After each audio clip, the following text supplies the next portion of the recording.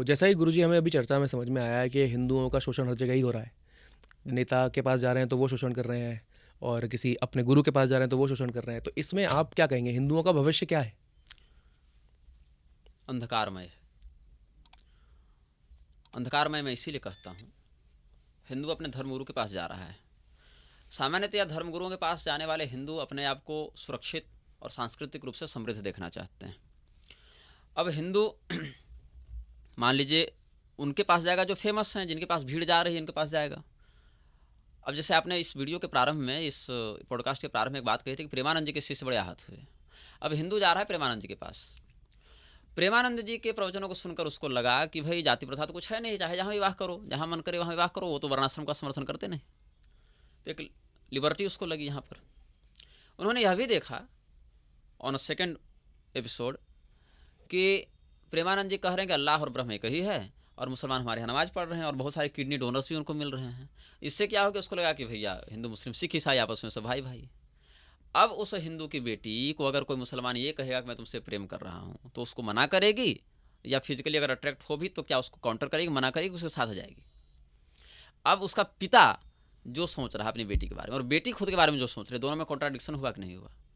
अभी विवाह कॉलेज का एक चैट लीक हुआ था, जहाँ कहा गया था एक मुसलमान के द्वारा, उसका एक ग्रुप था जिसमें कह रहे थे कि हिंदू की एक भी लड़की यहाँ मतलब वर्जिन नहीं बचनी चाहिए, हम लोग सब करेंगे ऐसा प्रयास। उसको जीवन नहीं बसाना है, उसको बस एक प्रकार से अपना बीजारोपण करते जाना है और उसको ऐसे छोड़ देना है। उसको संतुष्टि मिलती है, उसको ऐसा लगता है मैंने सवाब का काम किया है। आप जाकिर नाइक की वीडियोस देखे हैं कि नहीं? हाँ। मुफ्ती के देखे हैं कि नहीं? वो लिटरली रेप को ग्लोरीफाई कर रहे हैं कि अगर किसी काफिर की लड़की का हम बलात्कार कर रहे हैं तो ये सुन्नत है, ये सवाब है, इसमें कोई हराम नहीं है, इससे अल्लाह खुश होगा। इस प्रकार से वो बाकायदा उसको ग्लोरीफाई कर रहे हैं, उसको जस्टिफाई कर रहे हैं। और आज आप देख लीजिए बागेश्वर धाम वाले का वीडियो रजत शर्मा के साथ क्या कहते हैं, मेरे तो 500 मुसलमान परिवार मित्र हैं, मैं तो उनके साथ चाय भी पीता हूँ। अब हिंदू कहाँ जाए? अवधेशानंद का प्रवचन उठाकर देख लीजिए तो क्या कहेंगे वहाँ पर कि इस्लाम, कुरान, पवित्र कुरान और बाइबल और वेद सब एक ही हैं। क्या सीखेगा? कंगना रणावत के साथ हाथ में हाथ डालकर घूम रहे हैं कैलासानंद, वो मदनी को कुरान आदान प्रदान कर रहे हैं। तो हिंदू कहाँ जाएगा? मोरारी बापू का हाल सब जाने रहे हैं, और मोरारी बापू के आगे कितने कितने लोग झुके रहते हैं, पड़े रहते हैं, वो सब आप जान रहे हैं। अब शंकराचार्यों की बात करते हैं, हम्पी पीठ वाले जो श्रृंगेरी से जुड़े हैं वो साईं बाबा की आरती उतार रहे हैं। पूरे के शंकराचार्य आपके घर आए कि ना आए मुझे नहीं पता, लेकिन मुसलमान के घर गए थे, ये भी एक रिकॉर्डेड तथ्य है। बोहरा मुस्लिम, जो नहीं होना चाहिए। तो ऐसी स्थिति में चैतन्यानंद का कांड भी देखिए ना, दिल्ली में इंस्टीट्यूट चलाने के नाम पर कितना कुछ उसने शोषण किया है। बागेश्वर धाम की गाड़ियों से लड़कियां कैसे बरामद हो रही हैं। कोई रिपोर्ट के आधार पर मैं पढ़ रहा था कि 47,000 की कितनी लड़कियां मध्य प्रदेश से गायब हुई, वो जा कहाँ रही हैं, उनके ऑर्गन्स क्या हो रहे हैं। हिंदू न केवल धार्मिक रूप से बल्कि सामाजिक रूप से भी बहुत बड़े संकट में है, जिसको ये नहीं समझ पा रहा है। और सुप्रीम कोर्ट का क्या अभी रवैया, इस पर सुओ मोटो नहीं लेगा। क्या लेगा? तो भैया अगर किसी की पत्नी ने शेयर मार्केट में पैसा लगा दिया और हार गई तो भुगतान पति करेगा, ये वर्डिक्ट आएंगे आपके। कुमारी चंद्रा भरसेज आप देख लीजिए, स्टेट ऑफ राजस्थान का केस शायद 2018-19 का है। 2 बच्चों की हत्या का मामला, एक की हत्या का प्रयास, लड़की को छोड़ दिया गया। किस आधार पर? भैया हम पीरियड्स में थे, मेरा मूड स्विंग हो गया, हमको ये बीमारी है, मेंटल डिसऑर्डर हो गया, इसलिए मार डाले। और बाकायदा डॉक्टर का सर्टिफिकेट पेश कर दिए। जज ने कहा अच्छा ठीक है, अगर ऐसी बात है तो तुमको हम छोड़ देते हैं। अरे यार इंसिडेंट है लेकिन छोड़ देते हैं, बच्चे तो मर गए ना। इस तरीके से डिसीजन दिए जा रहे हैं। अतुल सुभाष का तो मैंने जिक्र किया, विष्णु तिवारी का जिक्र किया हमने। क्या बिगाड़ लिया इस देश की न्याय व्यवस्था ने चंपा विश्वास कांड में आरोपियों का? क्या बिगाड़ लिया? गेस्ट हाउस कांड देख लीजिए लखनऊ का, क्या हो गया? सुओ मोटो वहां काम नहीं करता इनका। केरल हाईकोर्ट ये कह रहा है कि सभी जातियों के लोग मंदिर में पुजारी बन सकते हैं, क्योंकि ऐसा कोई इस धर्म में नहीं दिया हुआ है। अगर हम 10 प्रकार के प्रमाण, 50 प्रकार के प्रमाण अलग अलग शास्त्रों से दें तो क्या कोर्ट उसको मान्यता देगा? अगर नहीं देता है तो किस अधिकार से कोर्ट ये फैसला करने पहुंच गया जी? केरल हाईकोर्ट का जज धर्मशास्त्र पढ़ के जज बना था कि एलएलबी या अन्य किसी वैधानिक माध्यम से बना था, लेकिन बोलने तो पहुंच गया। और चूंकि हाईकोर्ट का डिसीजन है इसीलिए उसको एक पैरेलल टू लॉ मान लिया गया, और उससे मेरे पूरे धर्म की परंपरा ही आप चौपट करने जा रहे हैं। लेकिन माइनर्स से विवाह करना या उससे शारीरिक संबंध बनाना भी कोर्ट की दृष्टि में इस्लामिक पर्सनल फेथ का मामला होने से इंटरफेरेबल मैटर नहीं होता है। ये हालत कर दी है देश के संविधान की इन लोगों ने, और देश संविधान से चलेगा। बहुत अच्छी बात है। हिंदू राष्ट्र की बात सब कर रहे हैं। पूरी शंकराचार्य जी के हिंदू राष्ट्र का हाल आप देख ही चुके हैं। उसी हिंदू राष्ट्र की पोल खोलने के कारण मुझ पर ये लोग चिढ़कर भी केस किए हैं लखनऊ में। मैटर दूसरा दिखा है लेकिन चिढ़े वहीं से हैं, क्योंकि उनके शिष्य हैं सब, पूरी शंकराचार्य जी के शिष्य हैं। कथित रूप से तो हैं, दीक्षित हैं कि नहीं पता नहीं, मैं जांच नहीं करने गया। स्वामी मुक्तेश्वरानंद सरस्वती राम राज्य लेकर चले थे, जिसने तमाम बलात्कार और हत्याओं की श्रृंखला की, उस पप्पू यादव से भी मिलना पड़ रहा है, उधर एकनाथ शिंदे से भी मिलना पड़ रहा है, और किसी को मना भी नहीं कर पा रहे। और जब यहाँ धर्मशास्त्रों की बात आती शागद्वीपी ब्राह्मणों के बारे में, तो वहां पर भी मौन रहना पड़ रहा है। इतने व्यवस्था में अपने खुद पड़े हुए हैं। यह हाल हो गया शंकराचार्यों का। आरएसएस अलग से मुस्लिम मंच बनाए घूम ही रहा है। तो जहां जहां पर सेकुलरिज्म का प्रभाव दिखाने का प्रयास किया जाता है, वहां सेकुलरिज्म का अर्थ हिंदू का सम्मान करना नहीं। Anti Hindu is equal to secularism.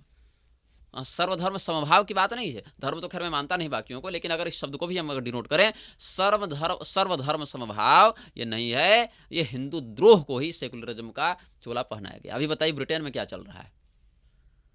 Britain में 10 साल पहले, 5 साल पहले सीरियाई इराकी शरणार्थियों के नाम से घुसपैठ की गई। आज वहाँ का मेयर मुसलमान है, वहाँ 100 शरिया कोर्ट्स चल रही हैं। 12 साल से लेकर 15 साल की सैकड़ों लड़कियों का बलात्कार हुआ है। संसद में आवाज़ उठाई गई विथ प्रूफ। आप प्रूफ मांग रहे हैं ना, प्रूफ वहाँ जाकर देखिए लंदन की संसद में कि क्या प्रमाण दिए गए हैं। 12 बार अपील करने पर पुलिस एफआईआर दर्ज नहीं कर रही है। और वहाँ का जो कायर प्रधानमंत्री, कायर नाम भी है शायद उसका, वो 10 मिलियन या 1 मिलियन कुछ यूरो ऐसे अनुदान दे रहा है, या पाउंड जो भी है, मैंने बड़ी रकम उसने दिया है कि माइनॉरिटीज़ का हम संरक्षण करेंगे, कोई इस्लामोफोबिक बात नहीं करेगा। हम भी कर दें तो होते हैं बदनाम, वे कत्ल भी करते हैं तो चर्चा नहीं होती। किसने कहा था? गोडसे ने कहा था। और मैंने गोडसे को तब पढ़ा था जब हम 7 साल के थे। मैं इसमें गोडसे को ग्लोरीफाई नहीं कर रहा या डिमीन भी नहीं कर रहा, मैंने बस कोट किया है। और देश का राष्ट्रपिता वह महात्मा गांधी है, जिसके पास बलात्कार से पीड़ित महिला आती है तो कहती है कि तुमको सहयोग करना चाहिए, कुछ लिया ही थोड़ी, आनंद दिया ना तुमको। इस प्रकार से ये विचारधारा उस गांधी की है, जो सत्य के या ब्रह्मचर्य के प्रयोग के नाम पर जो बातें कर रहा है, आज उसको हम मनोरोग की श्रेणी में रखेंगे, विकृति की श्रेणी में रखेंगे, लेकिन उस पर चर्चा नहीं होगी। कुछ लोग अब द ग्लास सीलिंग होते हैं, वो ग्लास सीलिंग दिखती नहीं, लेकिन आप क्रिटिसाइज नहीं कर सकते, ऐसा वो मानते हैं। लेकिन क्या कहा मुसलमानों ने ब्रिटेन में? हम केवल उसी कानून का सम्मान करेंगे जो इस्लामी चिंतन या सिद्धांत के अनुकूल हो। जो नॉन इस्लामिक लॉज है हम उसका सम्मान नहीं करेंगे। तो यहाँ कर वो कर देंगे। क्या बिगाड़ लिया बंगाल के मुसलमानों का कोर्ट ने? केरल में क्या बिगाड़ लिया? कश्मीर में क्या बिगाड़ लिया? अरे बाकी छोड़िए, मेरठ में क्या बिगाड़ा, कैराना में क्या बिगाड़ा, हल्द्वानी में क्या बिगाड़ा? अरे कन्हैया लाल के हत्यारों का क्या बिगाड़ लिया? कमलेश तिवारी के हत्यारों का क्या बिगाड़ लिया कोर्ट ने? तो आपका क्या प्रयास है गुरुजी इस हिंदुओं को बचाने के लिए, उनको अब सही मार्ग की पर ले संख्या जाने के कितने लिए? पर, ये तो देखें, बचाना कितनों को है। सरकारी रिकॉर्ड में हिंदू जितने हैं, क्या वो हैं? इसकी समीक्षा कर लेते हैं जरा। सरकारी रिकॉर्ड के अनुसार 80% हिंदू है मान लीजिए। उसमें आप बौद्ध को भी जोड़े हैं, जैन को भी जोड़े हैं, सिख को भी जोड़े हैं। सिख हल्के झंडा फहरा रहे हैं। पंजाब के हिंदुओं की दुर्गति का कारण सिख नहीं है तो कौन है? और आधे से अधिक सिख तो क्रिश्चियन में कन्वर्ट हो चुके हैं, बाकी खालिस्तान की ओर उत्प्रेरित हैं। दोनों का अलग मिली भगत चल रहा है। पंजाब के हिंदू ऐसे मर रहे हैं। वहाँ आपके लिए माइनॉरिटीज सो मोटो का विषय नहीं हो जाते हैं। ठीक है, क्रिश्चियंस नॉर्थ ईस्ट खा चुके हैं, साउथ को भी खाने पर तुले हुए हैं, वहाँ पर आप सो मोटो नहीं लेते हैं। दोनों चले गए। बौद्धों का अलग नाटक चल रहा है, जो पारंपरिक बौद्ध है भी नहीं, अम्बेडकर के अनुयायी हैं, वो भी अपने आप को बौद्ध घोषित करके खाली उपद्रव किए जा रहे हैं। वहाँ पर भी आप सो मोटो नहीं लेते। आप कहते हैं कि नीला कबूतर कहने पर जेल होगी, लेकिन वो टनाटनी और पजीत कहते हैं और लिंदू कहते हैं, तब आपकी आंखें बंद रहती हैं, तब आप नहीं भड़कते हैं, क्योंकि वो आपके लिए टॉपिक ऑफ इंटरेस्ट नहीं होता है। तो इनको अगर कट ऑफ कर दें हम, सिख को, जैन को और बौद्ध को, जरूरत पड़ेगी तो गुरुजी उनसे भी सवाल किया जाएगा इसी बारे में। हाँ ठीक है, क्योंकि अभी आज आपसे बात हो रही है तो आपसे ये सवाल किया हो जा सकता रहा है कोई आपको जुडिशरी से जुड़े व्यक्ति हैं तो आपसे ये सब बातें करें। हम बिल्कुल नहीं और मुझे पूरा विश्वास है कि वो अपने आप को डिफेंड करेंगे ही, क्योंकि वो सफाई तो पेश करेंगे इस विषय में। लेकिन वो सफाई तो सबका हक ही है। हाँ हक है, लेकिन वो सफाई का भी मैं आपको सत्य दिखा रहा हूँ। अभी क्या होगा? सुप्रीम कोर्ट में कितने जज हैं? 32। एक मैगजीन की औकात है सुप्रीम कोर्ट की, और सुप्रीम कोर्ट इसको कंटेम्प्ट में भले देख ले या जुडिशरी, लेकिन मैं आपको भविष्य दिखा रहा हूं। और इसलिए नहीं क्योंकि मैं आपसे घृणा करता हूं या तिरस्कार कर रहा हूं, मैं चिंतित हूं आपके जीवन को लेकर, क्योंकि ये देश इंदिरा गांधी का असैसिनेशन देख चुका है, ये देश राजीव गांधी का असैसिनेशन देख चुका है, लाल बहादुर शास्त्री का भी असैसिनेशन देख चुका है। भले उसके विषय में बहुत कुछ यहाँ सिटिंग पीएम मार दिया जा रहा है और आप कहेंगे प्रूफ कहाँ है? बताइए, जिसको प्रूफ दबाना है वो बहुत तरीके से दबा लेगा ना। ताशकंद फाइल्स कैसे बन गई फिर? तो कहने का मेरा मतलब ये है कि जब आप डेमोक्रेटिक वे की बात करते हैं ना, आप अपने पूरे मोहल्ले के हिंदुओं के बच्चों को देख लीजिए। 12 घर हैं तो 12 बच्चे मिलेंगे। ठीक, मुसलमानों का एक घर 12 बच्चों का उत्सर्जक हो रहा है। आप वोट बैंक से सरकार बना पाएंगे कितनी दिन तक? जिस सरकार को आप बना रहे हैं, अभी वर्तमान में 11 साल से बीजेपी की सरकार को ही मान लेते हैं, तो उसके द्वारा अनुदान कितना दिया गया माइनॉरिटीज़ के नाम पर मुसलमानों को, ये देख लीजिए। कितना प्रमोट किया गया, ये देख लीजिए। उसके बाद जितने भी जगहों पर दंगे होते हैं, फसाद होते हैं, वहाँ पर पहले से कैसे पेट्रोल बम तैयार होते हैं, मस्जिदों की अजान से कैसे उसको रेगुलेट किया जाता है, मोबिलाइजेशन कैसे किया जाता है, छतों पर कैसे पत्थर और गुलेल बड़ी बड़ी पाई जाती हैं, इसका मतलब आप तैयारी करके रखें। आप किसी इंसिडेंट से ट्रिगर नहीं हुए हैं, आप पहले से तैयारी रखे हैं। इंसिडेंट को आपने ट्रिगर किया है ताकि आपको अपने पावर एक्सरसाइज का एक मौका मिले, आप दिखा सकें। शाहीन बाग का क्या बिगाड़ लिया कोर्ट ने, हल्द्वानी का क्या बिगाड़ लिया कोर्ट ने, इलीगल इंक्रोचमेंट का क्या बिगाड़ लिया, यहाँ तक कि कहा कि रोहिंग्याओं को शरणार्थी बनाओ, ये करो वो करो। और जो लोग कह रहे हैं बांग्लादेशी घुसपैठियों को बाहर करना चाहिए करना चाहिए करना चाहिए, वो भी इफेक्टिव रूप से कितना कर रहे हैं, नहीं कर रहे हैं। केवल चुनावी जुमले के अलावा कुछ इफेक्टिव है नहीं वहाँ पर। तो ऐसी स्थिति में हिंदू बचे कितने? नेताओं से उम्मीद है नहीं, जुडिशरी से उम्मीद है नहीं, धर्मगुरुओं का हाल वैसे ही बेहाल है। वो सरकार के खिलाफ कुछ बोलना चाहते नहीं या बोल सकते नहीं, या जुडिशरी के खिलाफ। आज देखिए राघवाचार्य जी का मैं नाम लूँ, एक बार उन्होंने रामभद्राचार्य के विरुद्ध बयान दिया, अच्छा दिया, सत्य दिया, लेकिन नोटिस आ गई। अब दोबारा कुछ भी बोलने से पहले वो 10 बार सोचेंगे। लेकिन उसका कथन बाद में भी तो आया था कि कोई नोटिस नहीं भेजा गया। कैसे नहीं भेजा गया? मैंने खुद उस नोटिस का रिप्लाई लिखा है, हम पर्सनली, मेरे और मेरे लॉयर ने। ये तो उनके ही चैनल पे आया था कि कोई ऐसा उनके चैनल पर कैसे आ जाएगा?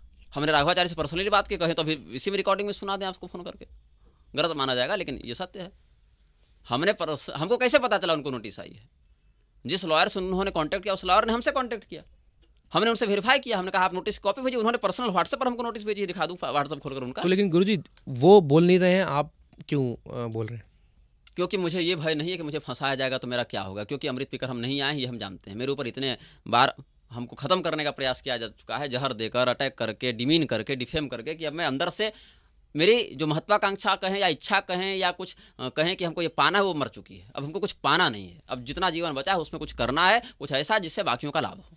तो आप फिर अब मान लीजिए कि स्वामी राघवाचार्य जी के यहाँ सरकार अगर उनको जेल भेजना चाहे, आज वो बीजेपी के सपोर्ट में बोलते हैं, आदित्यनाथ को उन्होंने विक्रमादित्य घोषित कर दिया अभी, कुछ तो पॉलिटिकल उनका है ना उसमें, नहीं तो चुप रहते, या तो कम से कम जिन बातों में विरोध होना चाहिए उनमें विरोध करते। जब अम्बेडकर को वाल्मीकि और वेदव्यास के समान बताया जा रहा था तब विरोध करना था कि नहीं उनको, लेकिन नहीं किया। जबकि अम्बेडकर के बड़े चित्र प्रसारित हो रहे हैं कोड़े मारते हुए राम जी को, वो गूगल से कब हटवा रही है कोर्ट कह दी कि भागवतानंद के या निग्रहाचार्य की वीडियो हटा दो, ठीक है। अम्बेडकर के फोटो कब हटाए जा रहे हैं जिसमें राम और कृष्ण भगवान को कोड़े मारे जा रहे हैं? बताओ, है हिम्मत? हटवा पाएंगे आप? जितने भी डिफामेशन या जो डेरोगेटरी वक्तव्य हैं इन सारे लोगों के, उनको कब हटवा रही है? नहीं हटवा सकते हैं आप, क्योंकि आप डरते हैं। आपको हमसे भय अभी नहीं है, इसीलिए आप हम पर शासन कर रहे हैं। आपको भय था उस लालू यादव की सरकार से, जहां एक सिटिंग आईएएस की पत्नी का रेप किया जा रहा है और आईएएस कोर्ट नहीं जा रहा है। क्यों? क्योंकि उसको उस समय भरोसा नहीं था कि ये लोग कुछ कर पाएंगे हमारे समर्थन में। ये आपकी असलियत दिखाता है।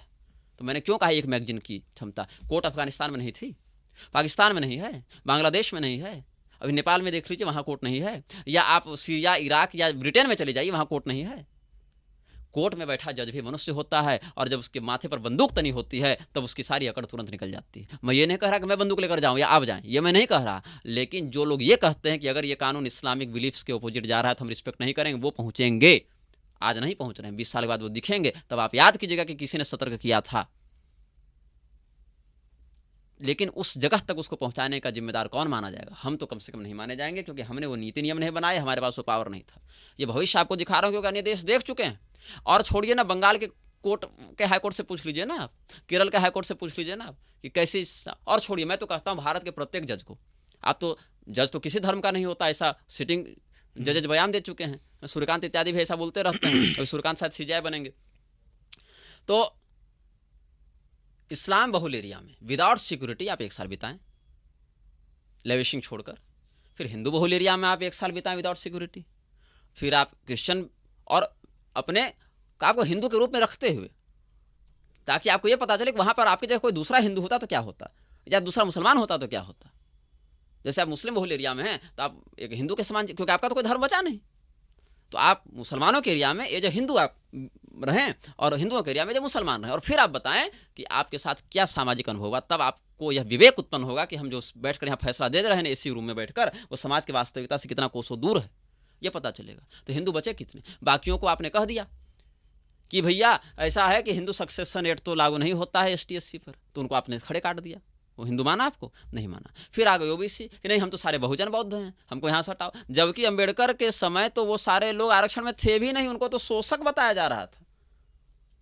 अब वही शोषित हो गए, 50 पीढ़ी जाते, 50 साल जाते जाते, तो भैया ओबीसी भी कट गए। अब बचे कितने? ब्राह्मण और क्षत्रिय। और ब्राह्मण क्षत्रिय अधिक से अधिक वैश्य वर्ण के लोग। अब ब्राह्मण क्षत्रिय वैश्य जिनको आजकल सवर्ण कह दिया जा रहा है, उनको जब सुप्रीम कोर्ट का लॉयर कहता है कि जब हम लोग मारना शुरू करेंगे तो करोड़ों सवर्णों को जान बचाने की जगह नहीं मिलेगी, तब सुप्रीम कोर्ट वही बिल में घुस जाता है जहां ये बार एसोसिएशन घुस जाता है। तब हमारी जान के लिए कोई नहीं लड़ता है। और उसके बाद हिंदू फिर बच गया संप्रदाय में। तुम हमारे गुरु के बारे में कैसे बोल रहे हो?